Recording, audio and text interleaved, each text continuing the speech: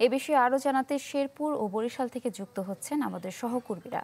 শুরুতে চলে যাচ্ছে শেরপুরে, সেখানে আছেন সহকর্মী ইমরান হাসান রাব্বি।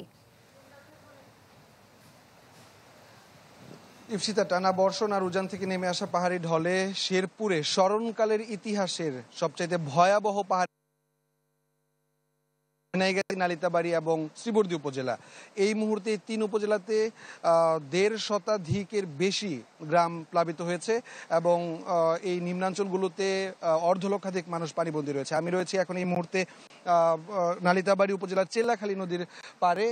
আমি একটু দেখানোর চেষ্টা করব যে চেল্লাখালী নদীর যে ফেলে ফুপে ওঠা স্রোত, এই স্রোতেই কিন্তু চেল্লাখালী নদীর বাঁধ ভেঙে এখানকার এই নদীর তীরবর্তী অন্তত ৫০টির বেশি গ্রাম প্লাবিত হয়েছে এবং পানিবন্দী হয়ে আছে এই নালিতাবাড়ী উপজেলার অন্তত ৩০,০০০-এর বেশি মানুষ। আমরা এখানকার স্থানীয়দের সাথে কথা বলেছি যে এখন পর্যন্ত যেই বেগে পানি প্রবাহিত হচ্ছে, আমি যেখানে দাঁড়িয়ে আছি এর পাশেই যে তীরটি রয়েছে সেই তীরটি কিন্তু ভেঙে যাওয়ার সম্ভাবনা রয়েছে। স্থানীয়রা বলছেন যেই বেগে পানি আসছে সর্বোচ্চ ১০ থেকে ১৫ মিনিটের ভেতরে এই তীরটি ভেঙে যাওয়ার সম্ভাবনা রয়েছে। একটি বিষয় জানিয়ে রাখি যে কিছুক্ষণ আগে এই চেল্লাখালী নদীর পানির তোরে নালিতাবাড়ী থেকে শেরপুর হয়ে ঢাকার যে মহাসড়কটি রয়েছে সেটি কিন্তু ক্ষতিগ্রস্ত হয়েছে এবং ভেঙে গেছে, যার কারণে নালিতাবাড়ী থেকে শেরপুর হয়ে ঢাকার যে দূরপাল্লার বাসগুলো সেটি কিন্তু চলাচল বন্ধ রয়েছে, যোগাযোগ বিচ্ছিন্ন রয়েছে। এই ছিল ইফসিত আমার কাছে শেরপুর থেকে পাহাড়ি ঢলের এবং বন্যা কবলিত এলাকার সবশেষ খবর। রাব্বি, ধন্যবাদ আপনাকে। এদিকে ভারী বৃষ্টিতে বরিশাল নগরীর বিভিন্ন স্থানে সৃষ্টি হয়েছে জলাবদ্ধতা। আরও জানাতে সরাসরি যোগ দিচ্ছেন কাউসার হোসেন রানা।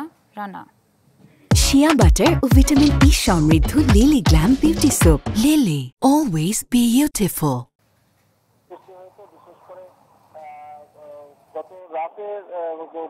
গত রাতের পর আজ ভোর রাতের দিকে আসলে মূলত সবচেয়ে বেশি বৃষ্টিপাতটা হয় এবং এর কারণে সড়কগুলোতে জলাবদ্ধতার সৃষ্টি হয়। বরিশালের আবহাওয়া অফিসের দেওয়া তথ্য মতে সকাল 10টা পর্যন্ত আগে 24 ঘন্টায় 107.4 মিলিমিটার বৃষ্টিপাত রেকর্ড করা হয়েছে। এই বৃষ্টিপাতের কারণে বরিশালের এই যে আমি এখন রয়েছি বরিশালের নবগ্রাম রোডে, সেই নবগ্রাম রোডের দুই পাশ রোড ডিভাইডারের দুই পাশে দেখছেন বাড়িতে হইতেই অবস্থা। একই অবস্থা বরিশালের সড়ক, বটতলা সড়ক, কালুসা সড়ক, নিম্নাঞ্চল সহ বেশিরভাগ সড়কগুলো কিন্তু এখন পানিতে তলিয়ে গেছে। এছাড়াও নিম্নাঞ্চলগুলো পানিতে তলিয়ে রয়েছে, যার ফলে সাধারণ যারা মানুষ, বিশেষ করে নৈমিত্তিক কাজে যারা বেরিয়েছেন তাদের কিন্তু দুর্ভোগ পোহাতে হচ্ছে এবং এই পরিস্থিতি থেকে উত্তরণের জন্য তারা বরাবর কর্তৃপক্ষের দৃষ্টি আকর্ষণ করছেন এবং যেটি বলছেন যে বরিশালের যে ড্রেনেজ ব্যবস্থাপনা, সেই ড্রেনেজ অব্যবস্থাপনার জন্যই কিন্তু এইগুলো ঘটছে।